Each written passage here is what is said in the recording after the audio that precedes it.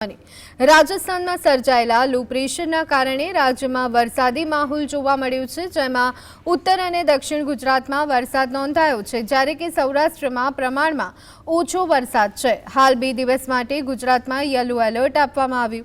હવામાન વિભાગના જણાવ્યા અનુસાર આગામી અઠવાડિયામાં બંગાળની ખાડીમાં વાલમાર્ક લો પ્રેશર સિસ્ટમ સક્રિય થવાની છે, જેની અસર અંદાજે 30 જુલાઈ આસપાસ ગુજરાત પર વર્તાશે અને ભારેથી અતિભારે વરસાદની પણ સંભાવના છે. ખાસ કરી 30 જુલાઈએ છોટાઉદેપુર, ભરૂચ, તાપી અને વલસાડમાં તથા 1 ઓગસ્ટે દક્ષિણ ગુજરાત અને સૌરાષ્ટ્રમાં ભારે વરસાદ પડી શકે છે.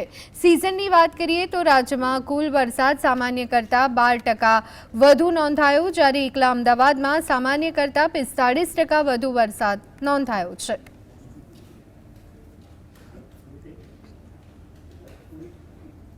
हेवी रेनफॉल एक आध जगहों पे होने की संभावना है.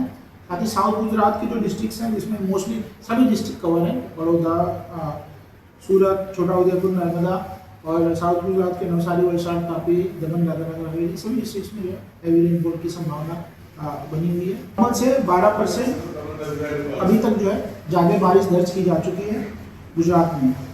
और अहमदाबाद में बात करें स्पेसिफिकली तो उसमें जो है 45% नॉर्मल से अत्यधिक बारिश दर्ज